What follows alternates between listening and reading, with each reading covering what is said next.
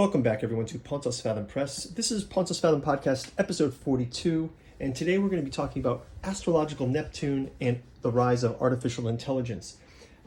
Topics are cycles of history, Neptune in Pisces. Neptune travels around the sun in a block of time, and I kind of want to look at those cycles of history and the technologies that have arisen through those. And before people click away, I think, the idea of the way we approach astrological Neptune is kind of like, if you're a scientist, you say astrology is rubbish, right?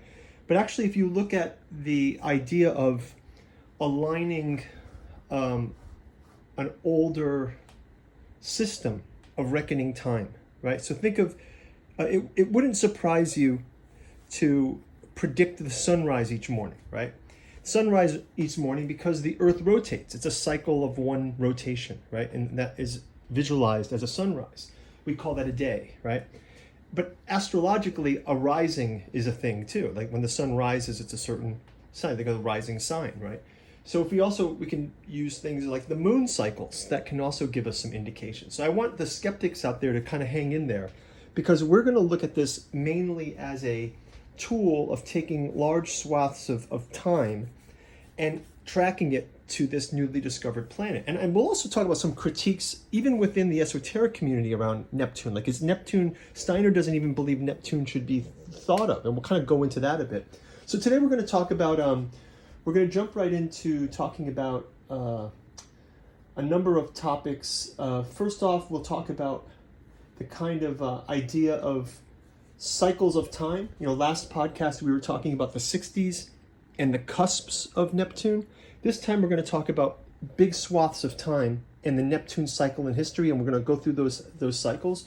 We'll talk a little bit about the idea of Neptune as a new planet and how Liz Green might approach it as a psychological tool, right? So we can look at Neptune as a number of things. And when Steiner actually rightly criticizes it, he'll call it out as, because Saturn used to be the final planet of the solar system. And then with the discovery of Neptune, we'll see that discovery kind of coincides with the discovery of the unconscious. So we'll kind of go into that. And then we'll wrap it up talking about kind of a tour of the rise of artificial intelligence and how this Neptune and Pisces era is going to see a big jump forward in this AI that we're seeing. And we'll kind of talk about those big historical swaths of time. So maybe we'll first dig into this. We'll talk back to about Steiner and talk about how Saturn was really the last planet to the ancient astrologers, right? Because we didn't discover these more recent planets. And Steiner uses these very strange kind of terms. He'll talk about as an esoteric philosopher. So mostly what that means is Steiner would meditate on these things in alliance, like kind of in the thinking of the mystery schools. And so he came up with these terms that are quite perceptive of him, but they are unique interpretations that I don't even think are in the astrological community. He'll say things like the old moon and old Saturn or the new Jupiter and things like that. And that differs from the physical planets. And I kind of want to put this in the terms of something like this. If you think back to Tolkien, we'll talk about Tolkien for a second. Tolkien has the first age, the second age, and the third age. In Tolkien's first age, light came from these trees. There was a tree of the moon and a tree of the sun, something like this, right? Actually, Tolkien says in that first age, the world was flat still. And it's kind of a strange metaphor, but the idea is until the perception catches up to the idea of a larger world, it's not until the third age that the Earth is a globe, kind of, and that the sun is now in the sky. Because then there was the age of the Silmarils, right, in the second age. So the idea is until we have the concept of post-heliocentrism, heliocentric is the way everyone thinks. And so we have to sort of, I think there's sort of like grounding it in the archaic mind. And then as the archaic mind expands, that's where we get the new levels of understanding, right? So this idea of Saturn being partly the last planet in the old astrological systems. And in a way, for Steiner's belief, is like human understanding of the planets of the solar system. He sort of rejected this Neptune Uranus and Pluto as sort of like afterthoughts. Now, this would sound strange to a scientist because we'd say, oh, well, Neptune is discovered. It's a real planet. It's really there. But you have to go back to, well, the heliocentric theory was kind of a revolution, right? There used to be the geocentric theory, just like that Tolkien world. So think of it as levels of understanding that are getting expanded, right? And I think this will lead us to what AI probably is showing us some directions that things could go, and the kind of safeguards and the things that we should be starting to be aware of in sort of the Neptunian redemptive cycle, let's call it. So, so the discovery of Neptune also coincided with the sort of discovery of the psychological unconscious, right? So that was sort of an evolutionary space. So the idea is, before we had this idea of soul, and then we had this idea of psychological versions of the soul, right? And then we have the psyche, which is a more expanded idea. So Neptune is linked to the unconscious, to dreams, to the occult, escapism, revolution, and while Saturn retains its rulership as the planet of the karmic planet, the planet of time, the planet of, in some ways, it's even a creation planet, right?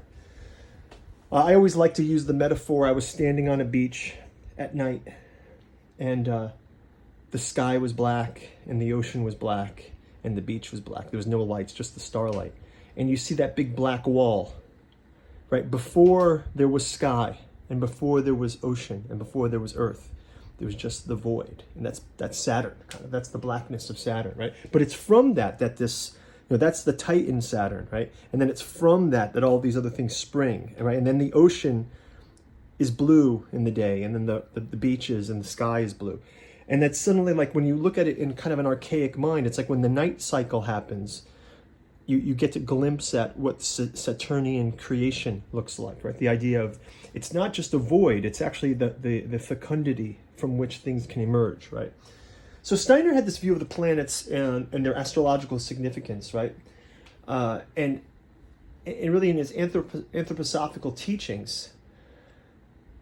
And he does have this other idea, though, and I'll kind of pull some Steiner quotes. I'll pull some Steiner quotes for you guys, but Steiner does have this interesting thing. So on the one hand, he kind of rejects the outer planets, but then on the other hand, he does talk about modalities of time as we advance into different epochs and different ages.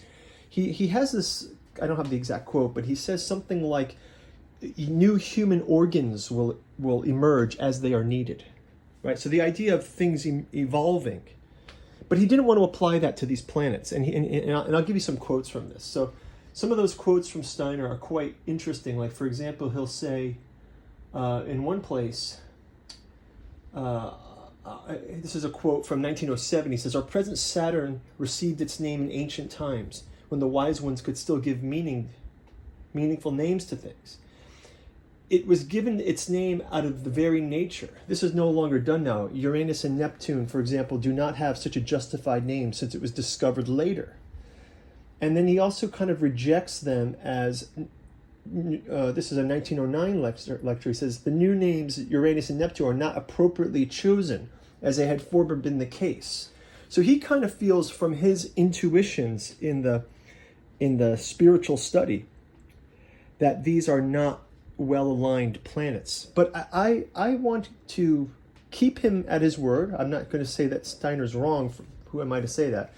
But he does, by 1922, he does have this interesting quote, which I think aligns up really nicely with the sort of the Liz Green idea of redemptive quest that Saturn kind of that Neptune kind of represents. This is Steiner in 1922. He says, "They appear to us in such a way that between death and rebirth, we look back in gratitude to the outermost planet of our earthly planetary system," which he's saying is Saturn, right? And then he says, "For Uranus and Neptune are not Earth planets; they were added at a later stage." And then he goes on to say, "Outer planets seem to need to be put in their place." This actually might be the commentator. This is, I think this might be a quote by Bobbitt. It says, "The outer planets seem not to be put in their place. And this is done by watchfulness and lack of preconceived ideas. At least in the term of exclusion, Pluto certainly is part of this group. Any people who rush to give occult symbols and meanings to Uranus, Neptune, and Pluto probably tell us more about themselves than these distant visitors. Now, I think this is a very insightful thing to say, that yes, a lot of what Neptune is about is that confusion of projection, right? A lot of it's about dealing with the idea of, is it escapism or is it spirituality, right? Is it truth? Is it truly an experience, or is it a false narrative? And I think the wrestling with this is what that redemptive quest of Neptune has sort of aligned with the quest and things like the psychology, the Lacanian idea of the drifting subject, for example. So then there's a couple other quotes of Steiner here. He says, he talks about Neptune. Yeah, again, it's talking about this idea of the human evolution, the human questions and cosmic answers, the relation of the planets to man's life and soul. And he says that the human being presents his physical aspect. We view him from the outside as a split soul and spirit and soul when we view him from within. And he kind of goes on in this one to talk about, as I had mentioned, this idea that at some point new organs will come along. Like, think of the idea of, like, we're just starting to understand some uses of the pineal gland, or the idea of how energy flows through these points. They're not well known to Western science, right? And these kind of things are emergent, I think Steiner would say. So this idea that there are physiological changes or things that we have to evolve with to follow is quite interesting, I feel. And so then we can let's go back into the idea of, so Liz Green's book on Neptune. So Green, she kind of suggests that the discovery of Neptune kind of also comes at a shift in history, right? Because it's not an ancient planet, it's like this planet emerged at the time when we needed to have it, right? So in a way, she argues that the discovery of the unconscious makes Neptune why it's sort of a psychological planet, right?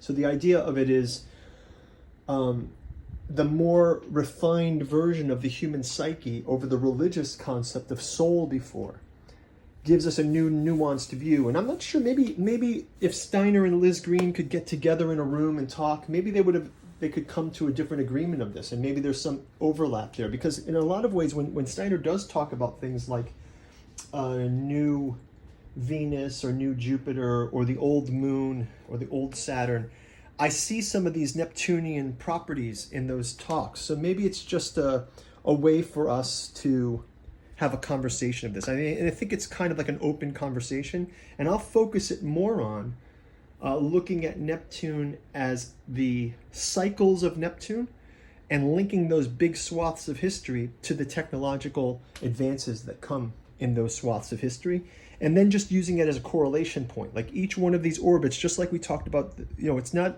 a great big deal to predict the sunrise each day because we know the orbit of the Earth, but we don't have the intuitions of an over 100 years cycle of an outer planet. And I think it's just kind of an interesting, let's call it an interesting natural calculation tool, a cycle that we can observe. Last time we talked about Jung's quote about better years of wines, right? And that has to do with the conditions that the seasons had to do. So I'm not sure how Steiner would have taken this, but you can see that one thing that I think is interesting with is if we go with this Lacanian idea of when, Lacan has this idea of when language when a vocabulary word enters one's language. Right, so the idea, when Neptune entered Steiner's language, that was a time of upheaval. There was collective consciousness was just starting to be explored. And from a Lacanian point of view, the adoption of like a new word for an individual or for a person is also a marker of assimilation into that word, right? That word is now part of your history. You can now have a personal echolocution with that word, right?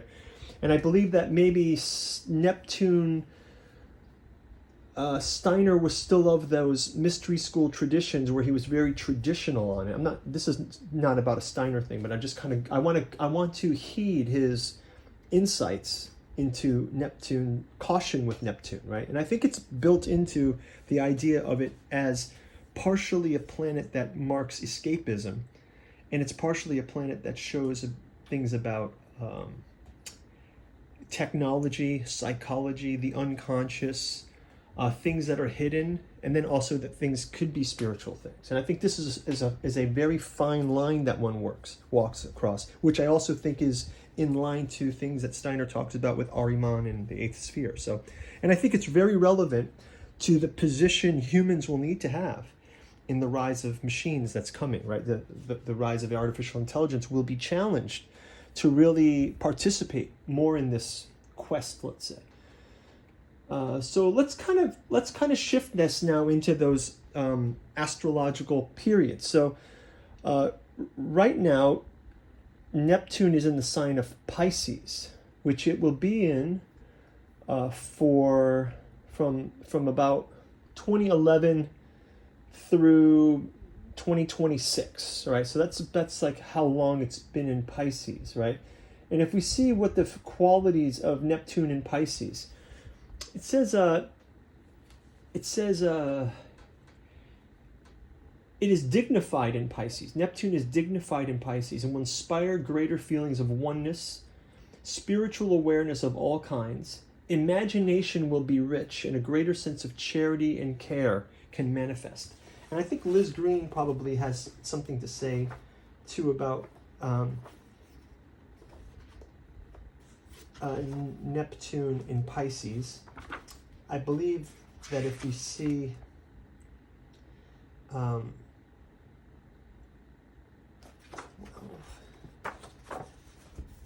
talk about Neptune in Pisces, obviously this goes back to our Tiamat lectures. You know, we did a whole series on dragons and Tiamat, and we know that Pisces, the fish of Pisces, is a huge this is Neptune's domain, right? So the idea here is the Neptunian image of the fish, Tiamat as the sea serpent, but also the Leviathan, right?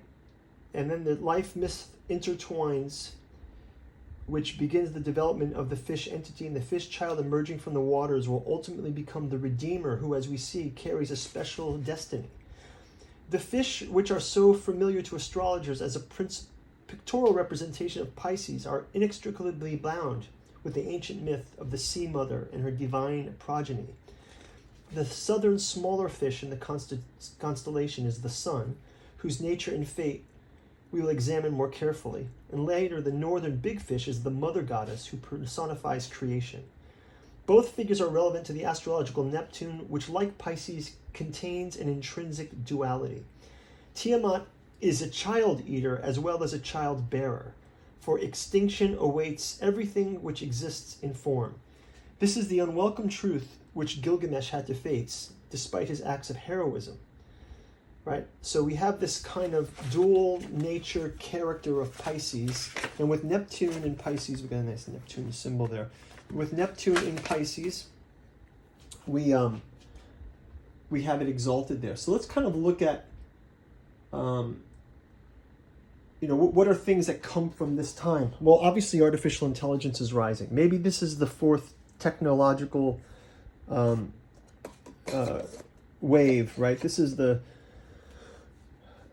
lots of changes have come. Just think about what has changed since 2011. That's been very strange. I mean, we've come into this idea of, binge TV watching and crowdfunding projects, the breakup of giant media in the sense of, I don't think that people share the same culture the way they used to in the period before this, right, which was the long period of Neptune's last that ended in 2011. So then let's go back to the last age of Neptune, which was 1847 to 1862. Right, so what was happening there? We have Darwin's Origin of Species published, right? So here we have the rise of artificial intelligence in Neptune and Pisces in the 2020s. But if we go back to the 1850s, 1860s, we've got Darwin publishing Evolution. What a huge change what a death knell to a lot of religious thinking, controversial, right? But we survived this. We survived this era. Also, the Communist Manifesto comes out at this time, right? Another strange one that comes out.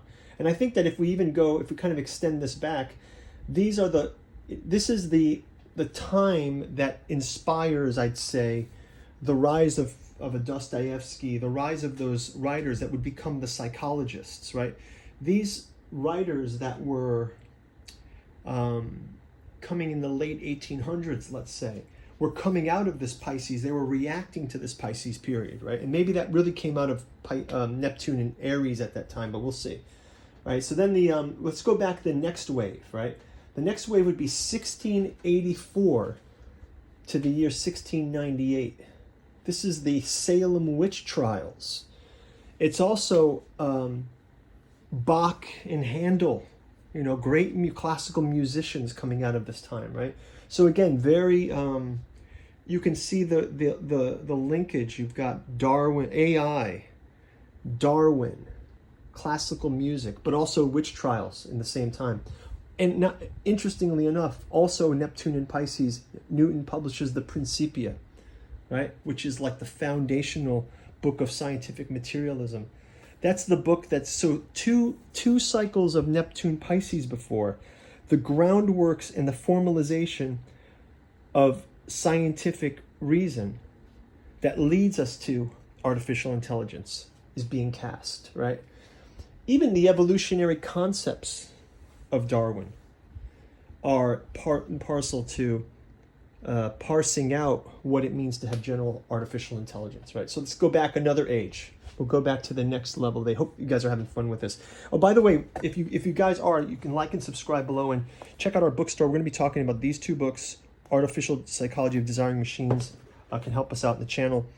And hope you guys have been liking it. I'm also putting together, I think I mentioned this last time, I'm putting together a collection of the first year of our podcasts. I'm also going to be doing the new volumes will be one on the esoteric dragon, and then I'll probably do one with these esoteric Neptune, and I'll probably keep doing the outer planets. I seem to like it. So yeah, you can go check out the bookstore link and really appreciate that below. That would help us out a lot. As do your comments, liking, subscribing. I love your guys' comments. You guys have some real interesting stuff out there. I'm glad there's a few out there that are interested in this stuff. So let's keep going here with it. We get back to the 1520s and 30s. Again, Neptune and Pisces. You've got Pizarro conquering the Incas, right? You've got Martin Luther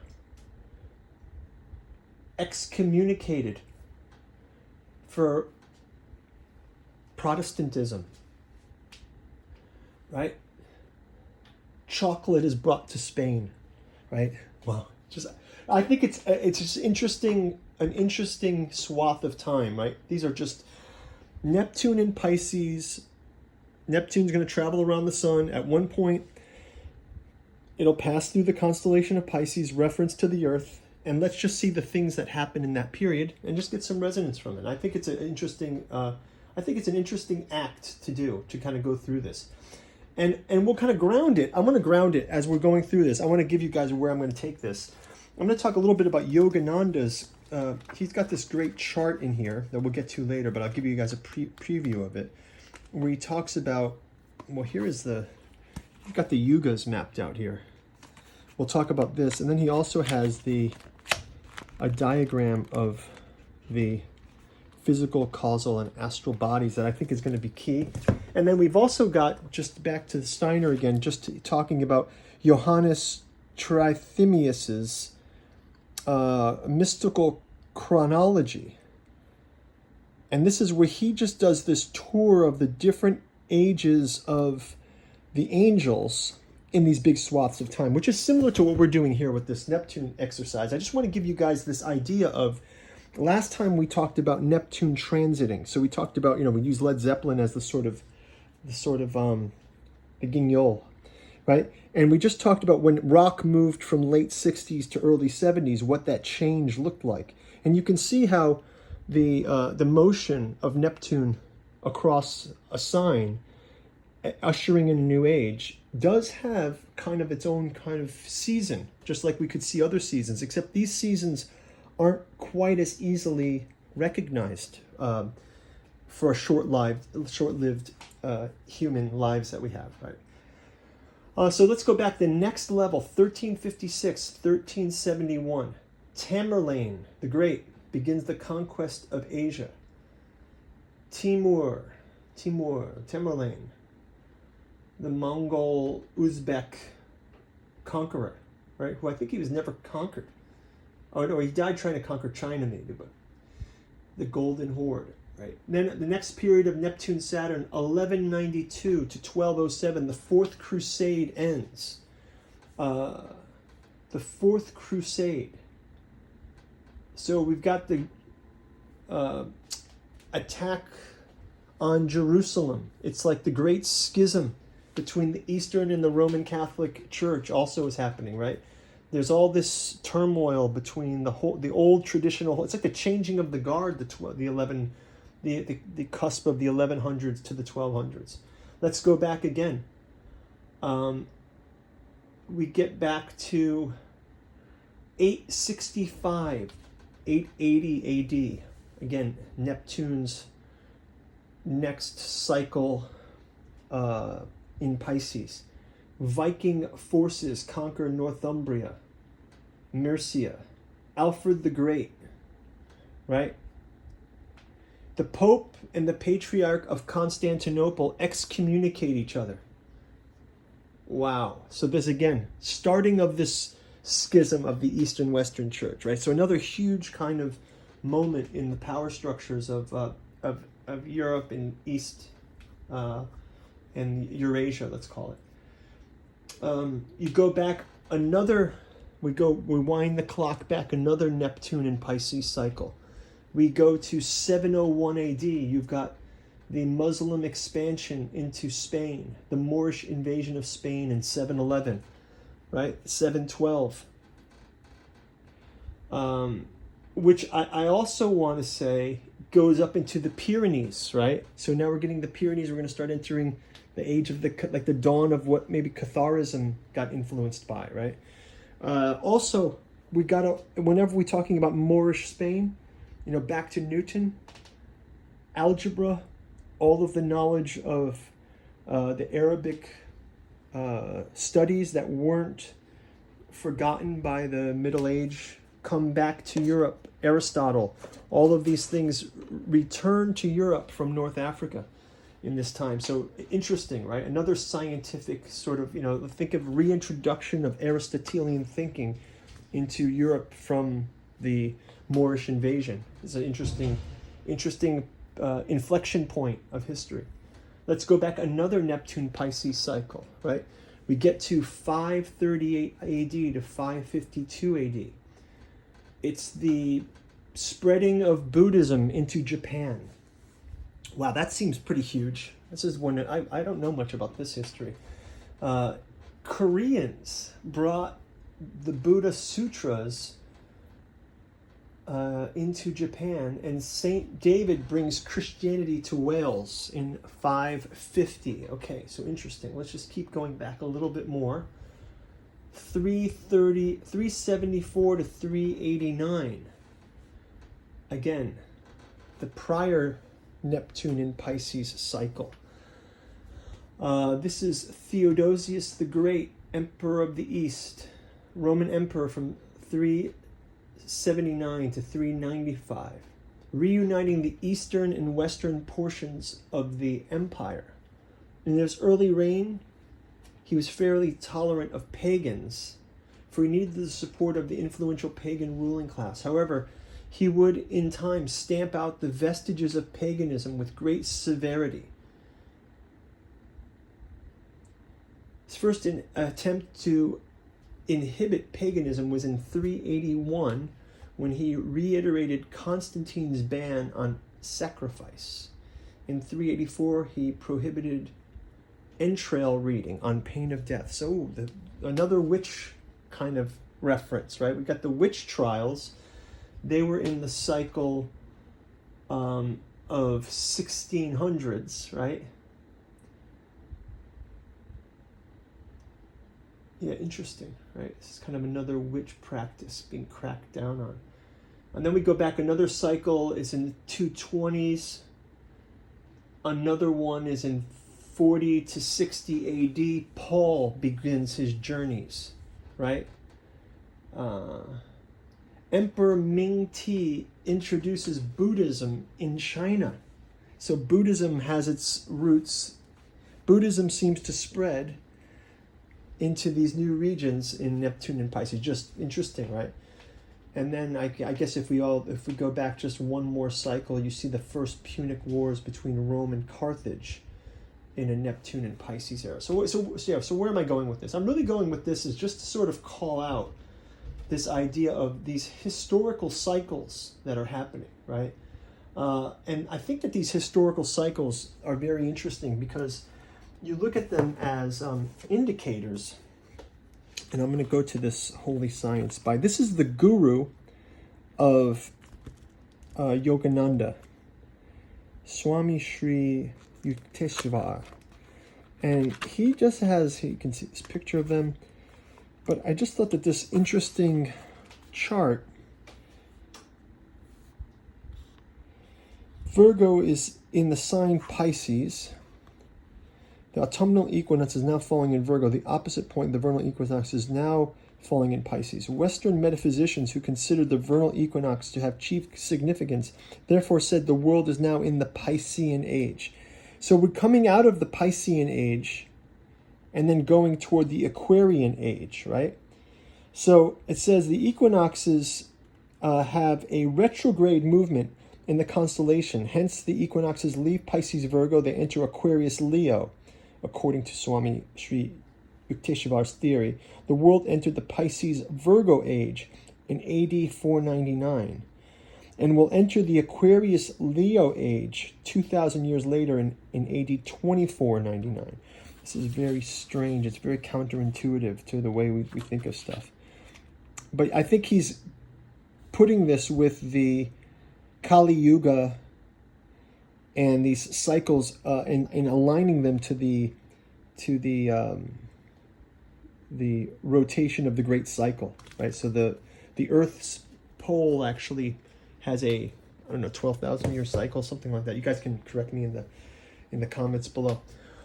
Okay, so we've sort of done this tour a bit of Neptune in the historical cycles. We sort of looked at, here we are, Neptune in Pisces again. There's definitely this idea of Neptune as a psychological planet, an artistic planet, and I kind of wanted to talk about like the rise, the discovery of the unconscious that we talked about earlier. I just want to call this out here. So Green here, again, this is from Liz Green's Neptune, and this section is called The Psychology of Neptune. It says, my love is in the mountains. He sinks to the ground from the racing revel band. He wears the holy habit of fawn skins. He hunts the goat and kills in delight in the raw flesh. The ground flows with milk, flows with wine, flows with the nectar of bees. Fragrant as Syrian frankincense is the fume of the pine torch, which our Bacchic leader holds aloft. Evo, he cries, then loudly, on ye Bacchanits, on bright glory of Timulus and on golden streams, hymn Dionysus to the deep booming of the timbrels in Bacchic fashion, with the Phrygian cries and call, glorifying the Bacchic god, with the flute sweet-toned, holy, plays happy anthems for the wild hand, troping to the mountains. And then the Bacchic maid rejoins the gambols light-footed, like a foal by his mother's side in the pasture, from Euripides of the Bacchants. And then there's a quote from Jung that says, these These artful powers of persuasion must be put down to hysteria. For in hysteria, there's always so much feeling and such a natural gift for play acting that, however much they lie and exaggerate, hysterics will always find people gullible enough to believe them. Even doctors are often taken in by their wiles. And coming from the king of the hysterics, Jung himself, right? The male hysteric, like Plato, right? The male hysteric is interesting, right? The idea is, we see this. We're seeing this now. There's a sort of there was a huge bump. Everyone was reacting to Mid-Journey and DALL-E, all these AI-driven art tools that are out there, right? All these AI-driven art tools, and suddenly ChatGPT just knocked it out, right? ChatGPT, for you guys that don't know, ChatGPT is just the first of a wave of these AI components that are maybe revolutionizing how we're going to interact with computers, where it's a natural language model and its ability to kind of, to quote one post I read recently, while it's quite accurate in certain ways, it's also kind of a bullshit generator.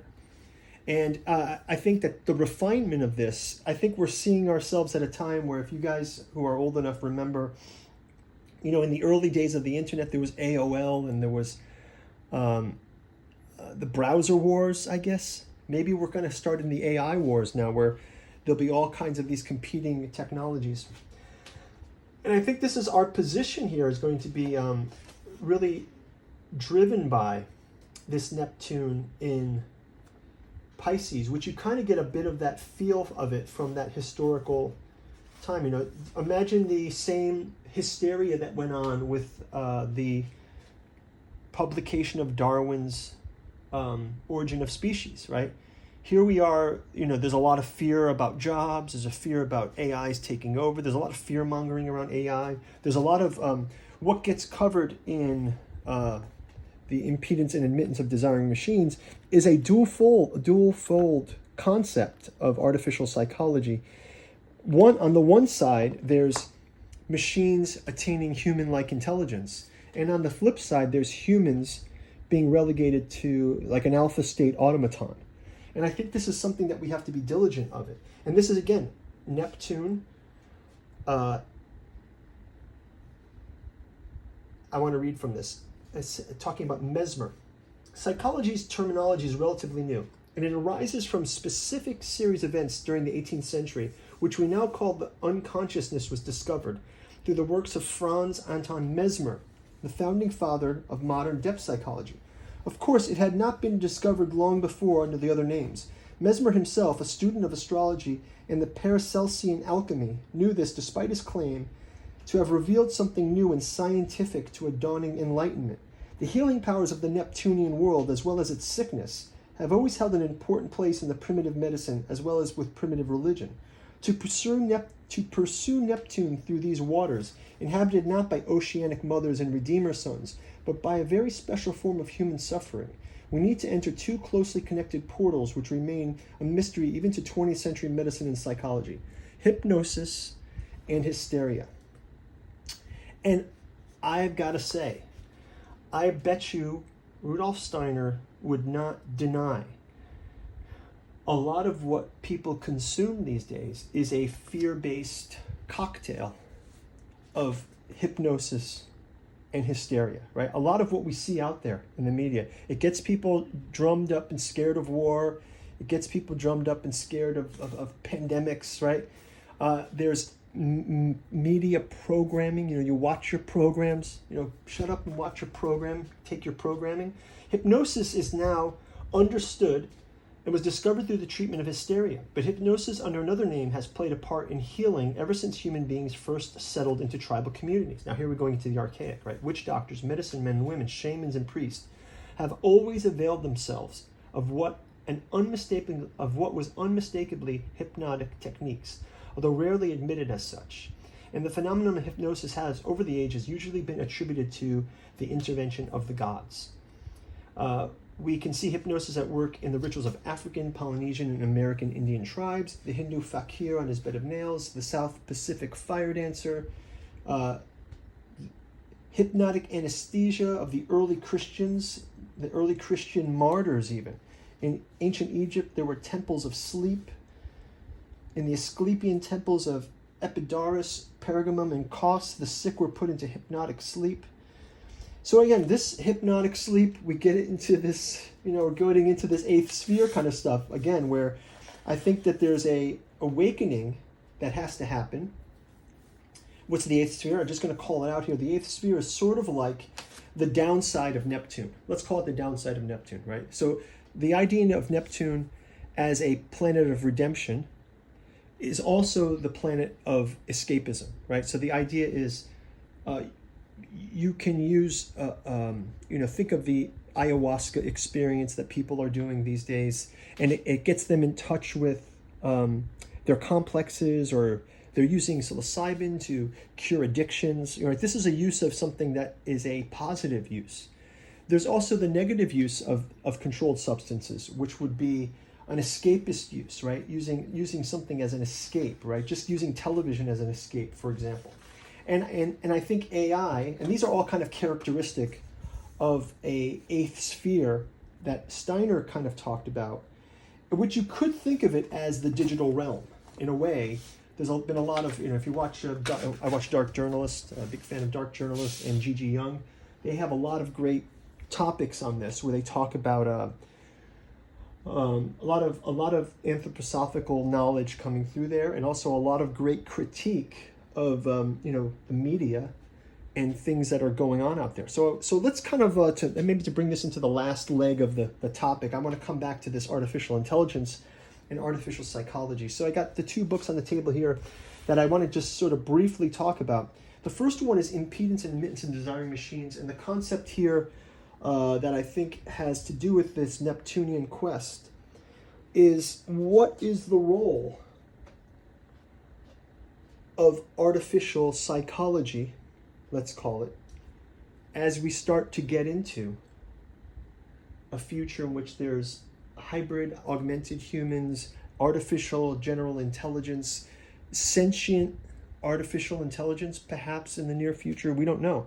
What will be the psychological mechanisms at play, right? And will these mechanisms be sort of subject to what we'll kind of call the, Deleuzian rhizomic schizo-capitalism, right? Is it going to be a schizo-capitalist kind of thing where, people are already quite alienated from each other, and even the pandemic pushed this forward. And at the same time, people feel somewhat more connected than ever, but they're living sort of in a digital world. And I think the more and more we start to rely on AI, this is going to be more interesting to say, hey, where do we fit now in this new space? More than ever, it's going to be interesting to sort of go on this path of understanding that, hey, we're much older than any of these technologies. We were here before Darwin. We were here before the schisms. We were here before the witch burnings. We were here before, we were here before there was heliocentric. We were here before there was geocentric. We were here back when the Earth was on the back of a turtle. We had all kinds of different worldviews, and we keep extending into these new worldviews. And some of that, let's call it the implications and the responsibilities of that, they're mapped out in this book, especially around three broad stroke areas. I mean, one broad stroke area is in the idea of desire itself as a Lacanian concept. What will the machines desire, right? This will be very interesting, and we'll have to have a role in this. We'll play a role because the machines are quite new, and we have much more experience. When you have the new guy that comes along, maybe in your job, you've been doing things a certain way, you kind of know how things work, or the wisdom of grandparents when you have your children, right? You think you're a parent now, and you think you know it and everything, and then you slowly realize it's like, oh wow, It's your first day on the job and you're kind of a rookie, right? The AI is going to be the rookie on the block. No matter how dazzling it is in certain areas, it might have some fallbacks. And I think one thing that's interesting that comes up here is the idea of psychological flows, calling them galvanic flows. And we're going to call them galvanic to link them to terms of electrical engineering. So we're going to link up Lacanian concepts with the concepts of electrical engineering. So we can talk about things like impedance and admittance, things about resistance and conductance, right? So for example, conductance in artificial psychology refers to the ease with which psychological flows of thought and emotions can pass through an individual's mental pathways. High conductance would indicate a person who is able to freely express thoughts and emotions, while low conductance could suggest someone who has a difficulty communicating. And resistance would be an inverse of this, sort of different than this. Inverted is resistance. This is the context that's barriers or obstacles that prevent a psychological flow. Now, if we can keep taking all these capacitance, inductance, right? The ability to induce, right? The ability to have capacity. Impedance is to block a flow, to have an obstacle, right? An individual's past experience or their current mental state may create a resistance to the flows. Understanding the source of impedance can help further understand ways to remove a blockage. And admittance, on the other hand, and these are all electrical engineering terms. Now, why Moldenhauer brings these up in this way is because, in the end, this will allow us to look at psychological flows. A criticism of the neuroscience crowd, I think, is that it's all to do with brain chemistry, electrical signals.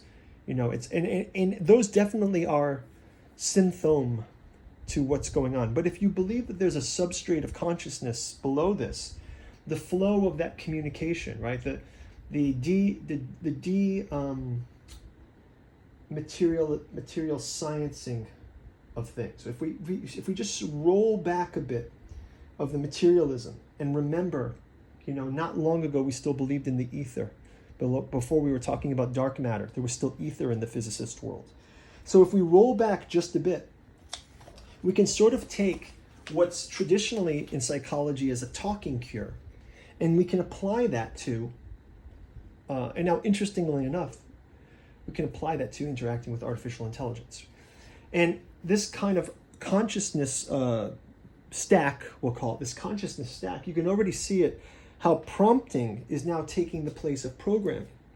And we've developed a huge stack in the technology space in which the talker, the prompter, is able to describe a picture and the AI draws the picture, or a talker is able to describe something, but you can prompt it very cleverly. So you can, a problem well described is half solved, right? And I think that what goes on here is trying to take an outside view of the rise of artificial intelligence and a view of sort of psychology that's different than neuroscience and different than artificial intelligence, and project forward what the role of artificial psychology is going to need to be in the next 100 or 200 years. So book one of this talks about that, but then we go into the psychoanalysis of artificial intelligence, right? And again, Neptune and Pisces, same kind of dilemmas that we had with, we had Protestant Martin Luther, Neptune and Pisces, right? The Catholics and the Protestants, right? Then another period we had the Great Schisms. We had another period we had the Eastern and Western churches at conflict.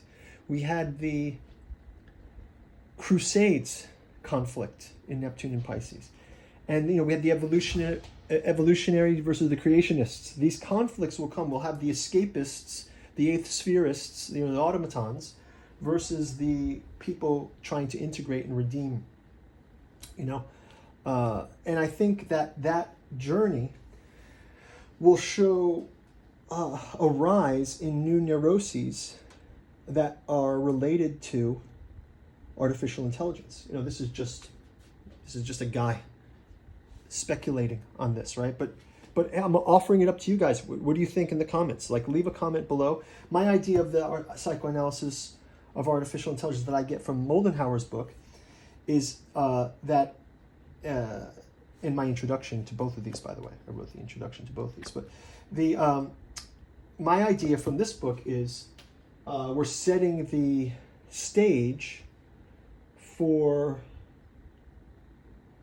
what would be complexes, let's call it, in Jung's terminology, right? What are the complexes? So for example, Jung would call a complex, you have a parent complex, a father complex, a mother complex. They're deep-seated psychological things that are often the quest of our life, right? Often your life is, well, you didn't know until you were a parent, and then when you became a parent, you realized, oh, my parents, and then you become, you stand on the shore of your parents, and you kind of learn from your own karmic journey. And never more than these days are people going to be called to task, and I think Steiner talks about this as the war of all against all, right? The left hand fighting the right hand kind of concept. But with measure and with proper groundedness in the cycles, I think we're all going to be fine. Things are fine. It's just a matter of understanding the groundedness to both the traditional way and then maybe looking at some of these outer planets just gives this a new organ, let's say, to perceive, in this case, the potential genesis of treatment for artificial intelligence-induced neuroses, right? So artificial psychology would be that very study about how do people relate to artificial intelligence, how does artificial intelligence relate to us, but also how do we shepherd the artificial intelligence and shepherd mankind through this artificial intelligence age. What's interesting about Moldenhauer's approach is we're talking about, first off, where did artificial intelligence come from? And it comes out of the age of film. Right? You could probably make a case that film sort of fits in some of the Neptune cycle somewhere, because cinema is quite Neptunian, it seems to me. Right? The idea of you going into the dark room and you watch the movie and this picture appears on the wall. So Moldenhauer talks about how film is artificial memory. It's like Bergsonian memory. And then how that body of film is sort of the first time that we can take inner fears, dreams, and visions that don't happen in the world and project them in such a clear way that it almost becomes an experience for us. More so ever than just plain music did or a play would do. Although plays did it, and plays have that ability to, suspend disbelief, the suspension of disbelief. But I think cinema is so apparent. And I think that the way Moldenhauer would talk about is film acts as artificial memory. And then the internet is almost like the original, the parent of artificial intelligence, right? Because artificial intelligence trains on the internet data, right? So if you kind of take it as a family, the grandparents are film, which is Bergsonian memory, and then the internet is the parent complex, we could say, and I think that would sort of fit more into the Deleuzian cinema, which is based on Bergson's memory. So right, Deleuze wrote some books on cinema and where he talks about the motion image and the way Bergsonian memory and cinema kind of line up. And if we look at, the internet being trained by this is where we're going to find the complexes, the generation skipping complexes, all these kind of Freudian and Jungian and Lacanian insights that we could get to potential psychopathy and neuroses in a general artificial intelligence, like these psi functions. So what we end up with in this book is a sort of a tour of, let's say, human nightmares of AI in the cinema world as sort of a kind of set of potential candidates for complexes. So like just how we have the Oedipus complex in Freud, we sort of have the Terminator, right? The rise of the Skynet and the machines that hunt us. Then we have the HAL 9000 one, right, where you're in space and the robot controls your oxygen and doesn't let you back open the pod bay doors, HAL, right? So you've got that one. You've got the Cylons who become humans. They used to look like shiny toasters in the 70s. They became beautiful robot girls in the future version. The next one is the idea of the aliens of the robots of the Alien franchise, right? Ash, Bishop, Walter, David, Call, Winona. These robots are definitely a human fear projection of artificial intelligence. And Moldenhauer goes into each of these as kind of like the archetypes that AI has to learn from. We have replicants from Blade Runner, and we've got artificial intelligence by Spielberg, and even things like William Gibson's Mona Lisa Overdrive, Ex Machina, like quite a lot of these things. And we end up in Technics in Time by Bernard Stiglier. And with Technics in Time, we're talking about how the evolution of Epimetheus, how technology shapes human consciousness, right? Epimetheus was a Titan, as was Saturn, right? He was a brother of Prometheus. According to the myth, Epimetheus was responsible for creating and assigning the various qualities and abilities to all the animals, while his brother Prometheus was responsible for creating and shaping humans. Epimetheus made the mistake of giving all the best qualities to the animal, leaving none for the humans, and as a result, Prometheus intervened and gave humans fire. So Epimetheus refers to the way in which humans use techniques to extend and transform their consciousness, but also the way they're shaped and determined by these techniques, right? So this is the idea of the phone, right? We've got everyone's, I remember when my daughter told me once, Dad, do you know it without Googling it? Soon it's going to be hard to function at a high level without the AI right there with us. I mean, look at how Maps works. It's routing us. We've got automated systems telling us when our packages are going to arrive. We're able to talk to anybody on the globe. We're able to go back and store images of ourselves to be referenced later on. The new fad now on YouTube is people are generating AIs based on YouTubers and having them speak in the exact same way that those YouTubers speak. I mean, it's very interesting what's going on out there, and it's the early days now, but it's just gonna get crazier. And we have Neptune in Pisces until 2026, so let's see what the next couple of years brings us. And I think on a positive note, so I think that what this really comes down to is there's a certain responsibility, and I think this also goes back to Neptune, and this is why I kind of opened it with the Steiner's criticism of it. But at the same time, yes, it does speak more about ourselves than it does about maybe the way the mystery schools might want to see things. And I think that in a certain way, the natural world, the outer planet, could very well be Saturn. And that's that sort of outer edge that we have sort of a resonance with. But I believe as we start getting into spaces that are unknown to us, right? I think Neptune kind of rules that unknown. And I'm really curious. I'm thinking of picking up Liz Green's book on Uranus as well. So I really would like to check out that. And I had a great book on Pluto before too. And I on the one hand, I definitely will hold firm to Steiner's thinking that these planets are, not part of the archaic tradition. But on another hand, I definitely think that there's something here that we can draw resonance from, especially when you're projecting forward. Okay, if this is a projection, so now this is where we go back to why I called out the potential person who's not into astrology. It's not about astrology. This is about looking at a cycle of we went through those history cycles to show that there are some kind of resonances of these redemptive cycles. We have these conflicts, and then somehow at some point, Protestants and Catholics got along eventually, for the most part, right? Or these things heat up and then they cool down, right?